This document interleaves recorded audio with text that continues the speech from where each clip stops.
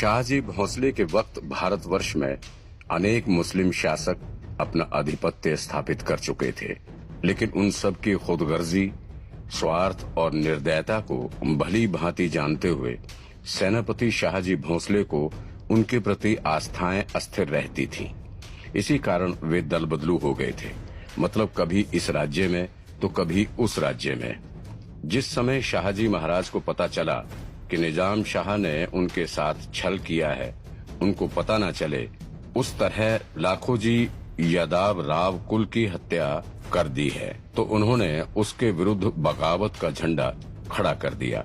वे अपनी दूसरी पत्नी तुकाबाई और बड़े बेटे संभाजी महाराज को बीजापुर में ही छोड़कर वे निजाम शाही के विरुद्ध कूच कर गए थे। शाहजी महाराज के पास एक काबिल सेना थी। उन्हीं की मदद से महाराज ने पुनः चकन और उसके निकटवर्ती प्रदेशों को अपने अधिकार में कर लिया था। इन प्रदेशों पर अपना अधिकार जमा के वे नासिक और अहमदाबाद की ओर बढ़ने लगे। निजाम शाह इस बगावत से अवगत नहीं था। उसे लगा शाहजी अभी भी बीजापुर में ही स्थित है, इसीलिए उन्होंने शाहजी के खास सेवक के हाथों निवेदन का एक संदेश शाहजी महाराज को भिजवाया। सेनापति शाहजी महाराज अपनी सेना के साथ नासिक की ओर जा रहे थे। एक रात उनके छावनी में उनका सेवक आया, सिर झुकाकर प्रणाम किया और कहा, शाहजी महाराज की जय हो। महाराज ने तुरंत पूछा, अरे सेवक, तुम और यहाँ? सेवक ने कहा, फिक्र मत कीजिए महाराज, मैं छुपते छुपाते आया हूँ। महाराज ने पूछा, मगर ऐसी क्या आफत आ गई थी कि तुम्हें यहाँ तक आना पड़ा? आफत आई नहीं है महाराज, आने वाली है। सेवक ने संदेश देते हुए कहा, लीजिए, निजाम शाह ने आपके लिए एक संदेश भेजा है। संदेश में लिखा था, शाहजी महाराज, मुगल बादशाह शाहजहां ने अपने भाई शहरयार की हत्या कर दी थी। खां जहां के बारे में शायद आप जानते होंगे कि कूच घटना के तहत वो नूरुद्दीन मोहम्मद जहांगीर का दुश्मन बन चुका था। तब जहांगीर ने उसे दंडित किया और उससे उसके क्षेत्र भी छीन लिए थे, लेकिन जहांगीर के बेटे शाहजहां ने खां जहां को माफ कर दिया था।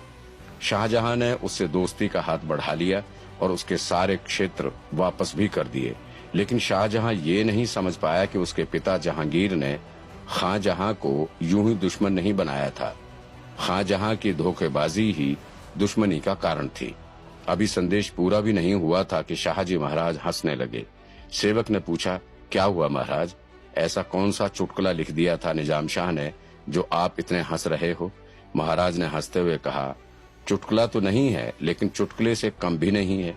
धोखे से लखू जी यादव राव के कुल का कत्ल करने वाला निजाम शाह बोल रहा है कि खां जहां की धोखेबाजी ही शाहजहां से दुश्मनी का कारण थी।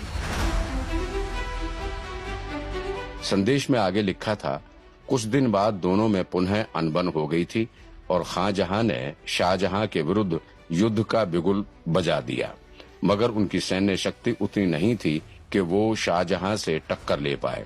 परिणाम स्वरूप वो मुगल सेना के हाथों हार गया और वहां से भागकर निजाम शाह की शरण में आ गया।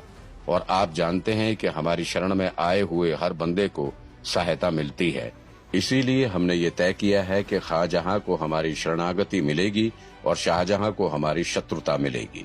इसीलिए हम चाहते हैं कि आप बीजापुर से पूना आ जाओ और शाहजहां से युद्ध करने के लिए आप हमारी सेना का नेतृत्व करो।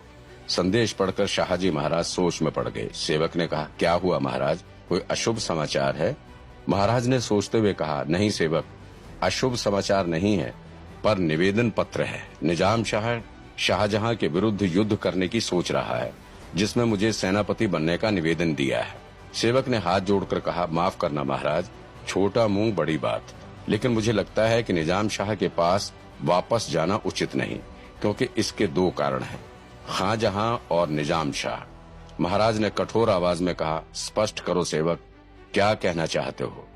महाराज, पहला कारण ये है कि आपको बताए बिना ही निजाम शाह ने जीजाबाई के पिता और भाई को मार दिया, मतलब आपके साथ धोखा किया है।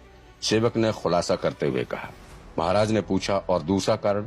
सेवक ने कहा, दूसरे कारण में आप खां जहां का चरित्र देखिए, जिसने पहले जहांगीर को धोखा देकर शाहजहां से दोस्ती की, फिर शाहजहां को धोखा देकर निजाम शाह से दोस्ती की। अब ना करे नारायण, लेकिन अगर उसने निजाम शाह को भी धोखा दिया तो?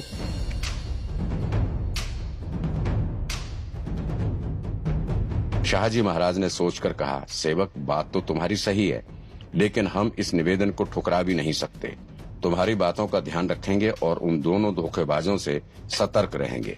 शाहजी महाराज अपनी सेना लेकर बीजापुर चले गए और अपनी पत्नी तुकाबाई और अपने बेटे संभाजी को लेकर पुनः पूना जाने की तैयारी में जुट गए।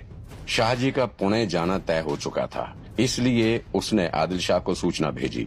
सूचना पढ़कर आदिल शाह ने एक बार मिलने की फरमाइश की, लेकिन शाहजी के पास कम वक्त होने के कारण वे आदिल शाह की भेंट नहीं कर पाए थे। जब आदिल शाह को पता चला कि शाहजी महाराज उससे मिले बिना ही बीजापुर से पूना रवाना हो गए, इसके कारण गुस्से में आकर आदिल शाह ने शाहजी महाराज को मारने के लिए मुरार जगदेव नामक एक मराठा सरदार को कार्य सौंपने का फैसला किया। उसने मुरार जगदेव को अपनी कचहरी बुलवाया और आदर सत्कार से स्वागत किया। फिर सुल्तान आदिल शाह ने मुरार जगदेव से कहा, मुरारजी जगदेव, आप हमारे बहुत वफादार योद्धा हो। आप पर भरोसा करके एक महत्व कार्य सौंप रहे हैं, क्या आप तैयार हैं? मुरार जगदेव ने सिर झुकाकर कहा, नवाब साहब, आपका हुक्म मेरे सर आंखों पर। आप आदेश कीजिए, मैं आपकी सेवा में क्या कर सकता हूँ।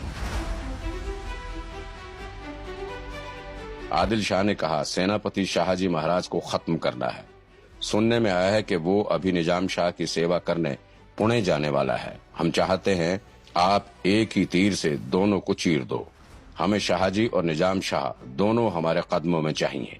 मुरार जगदेव ने कहा, नवाब साहब, आप बेफिक्र रहिए, आपका काम हो जाएगा। इस सेनापति को मैं अपने ढंग से खत्म करूंगा। कुछ समय से ज्यादा ही शाना बन रहा है।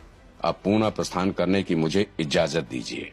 यद्यपि मुरार जगदेव का सैन्य बल शाहजी से बहुत कम था, लेकिन वो फिर भी पुणे की ओर कूच करने लगा। संयोग से मुरार जगदेव ने दूसरे रास्ते से पूना के लिए प्रस्थान किया।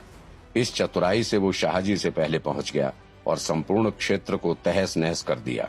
उसकी सेना ने चारों ओर आग लगा दी थी। मौका देखकर उसने शाहजी के पुणे वाले महल में भी आग लगा दी थी। पूरी पूना नगरी आग में जल रही थी। शाहजी ने पूना पहुंचकर देखा कि पूरा पूना शमशान बन चुका था। वहां की प्रजा ने बताया कि मुरार जगदेव आया और तहस नहस करके चला गया।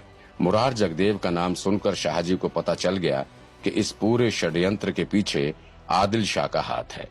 फिर भी वे हिम्मत नहीं हारे। उनके परिवारजनों को पुणे में ही छोड़कर वे निजाम शाह की ओर बढ़ने लगे, लेकिन रास्ते में उन्हें खबर मिली कि निजाम शाह जेल में बंद था।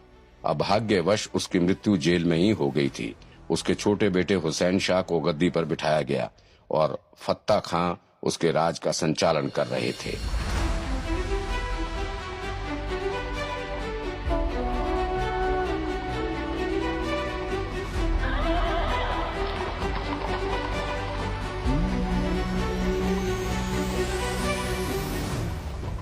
इस समाचार से शाहजी को बहुत दुख हुआ, मगर उन्हें निजाम शाह की सहायता तो करनी ही थी। अपने संकल्प को मुकर जाने का मतलब होता है शाहजी कायर हैं, ये कलंक भला कैसे सहन करते।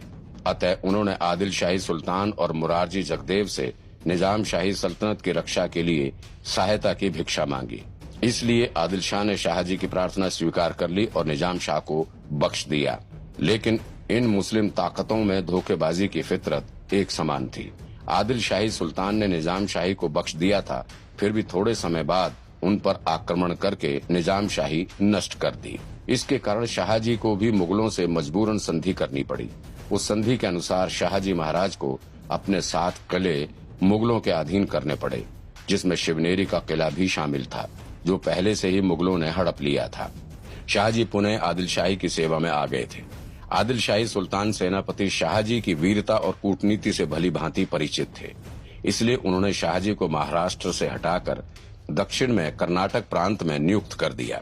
शाहजी को कर्नाटक बहुत पसंद आया। दक्षिण में छोटे छोटे हिंदू राजा भी अपना आधिपत्य स्थापित कर चुके थे। शाहजी ने उनको अपनी चेष्टाओं से लाभ पहुंचाने तथा उनकी सुरक्षा का दायित्व सहर्ष स्वीकार कर लिया था। कर्नाटक में स्थिर होते ही शाहजी ने अपनी पत्नी जीजाबाई और पुत्र शिवाजी राजे का स्मरण किया। उन्होंने उन दोनों को खोजने के लिए अपनी सेना अलग अलग क्षेत्र में भेजी। सेना ने थोड़े दिनों में ढूंढ लिया कि जीजाबाई उनके पुत्र शिवबा के साथ पर्वतीय क्षेत्र में रह रहे हैं। शाहजी महाराज ने समाचार मिलते ही जीजाबाई और शिवबा के लिए शाही पालकी तैयार करवाई और उन दोनों को पर्वतीय प्रदेश से कर्नाटक लाने के लिए अपनी सेना भेजी थी। उस समय शिवाजी राजे ने पहली बार उस पर्वतीय क्षेत्र से बाहर पदार्पण किया। मार्ग में उन्होंने युद्ध में हुए विध्वस्त नगरों, गांवों और मंदिरों को देखा, जिससे उनके बाल मन को अपार कष्ट हुआ। उजड़े हुए नगरों और गांवों की हालत देखकर शिवाजी राजे को दुख तो हुआ, लेकिन वे इस सोच में भी उलझ गए थे कि अगर गांव और नगरों की ये दशा है तो यहाँ के लोगों की क्या हालत होगी, वे सब कहाँ गए होंगे। लेकिन फिर बीजापुर के निकट पहुंचकर ही उन्होंने समूह तथा सभ्य जीवन के दर्शन किए। उस समय तक शाहजी कर्नाटक से बेंगलोर आ गए थे। बेंगलोर को शाहजी ने केम्पगौड़ा से जीता था। उसके पराक्रम से सेनापति रणदुल्ला खां इतना प्रसन्न हुआ कि उसने संपूर्ण बेंगलोर नगर पारितोषिक के रूप में शाहजी को दे दिया। शाहजी ने बेंगलोर में ही अपना निवास स्थान बना लिया था। नगर के चारों ओर सुंदर एवं सुसज्जित बाजार, खुले हुए मार्ग, दोनों ओर चहियादार वृक्षों की कतारें, घरों के सामने पुष्प वाटिकाएं और धार्मिक उत्सवों और मेलों की धूमधाम से नगर की छवि मनोहर बन गई थी। नगर से निकलते हुए पालकी बेंगलोर की ओर बढ़ी और देखते ही देखते शाहजी महाराज का महल आ गया था। जब जीजाबाई और शिवाजी राजे महल पधारे तब शाहजी ने उनका शाही तौर तरीके एवं हिंदू परंपरा से स्वागत किया। महल में प्रवेश करते ही जीजाबाई ने शाहजी के पैर छूकर प्रणाम किया। जब शिवाजी राजे ने उनके पिता के पैर छूकर प्रणाम किया तब शाहजी ने खुशी से उनको गले लगाया और कहा, शिवबा, कितने वर्ष हो गए तुम्हें देखे हुए। आखिरी बार जब तुम्हें देखा था तब तुम बहुत छोटे थे।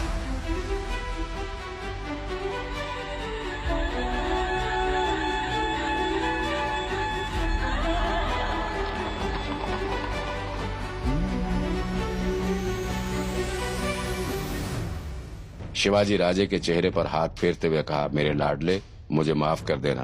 तुम्हें और राजमाता को इतने लंबे समय तक मुश्किलों का सामना करना पड़ा, लेकिन मेरे बेटे, अब सब ठीक हो गया है। लेकिन शिवाजी राजे के मुख की प्यारी हंसी के बजाय अभी भी मायूसी छाई हुई थी। ये देखकर महाराज ने पूछा, क्या हुआ शिवबा? बेंगलोर में इतना बड़ा महल देखकर तुम खुश नहीं हुए? शिवाजी राजे ने व्याकुलता से पूछा, नहीं पिताजी, मुझे बहुत खुशी हुई, लेकिन जब हम नगर से होकर आ रहे थे तो वहाँ के दृश्यों ने मुझे बड़ी उलझन में डाल दिया। कहीं उजड़े मकान तो कहीं विध्वंस मंदिर। वहाँ के लोगों का तो पता नहीं, लेकिन इन नगरों और गांवों को देखकर उनका अंदाजा लगाना मुश्किल है। शाहजी ने कहा, हाँ बेटा, ये युद्ध के परिणाम है। युद्ध कोई और करता है और उसकी कीमत किसी और को चुकानी पड़ती है। राजा ने तुरंत पूछा, लेकिन पिताजी, ये तो अन्याय है ना? किसी राजा को दूसरे किसी राजा से तकलीफ है तो उन दोनों की दुश्मनी के बीच इन मासूम गांव वालों और नागरिकों का क्या दोष? शाहजी ने बताया, शिवबा, यहाँ का यही नियम है, लेकिन तुम इन बातों को छोड़ो। तुम और तुम्हारी माँ साहब इतना लंबा सफर काट कर आए हो तो थोड़ा विश्राम कर लो। इतना कहकर वे वहाँ से चले जाते हैं।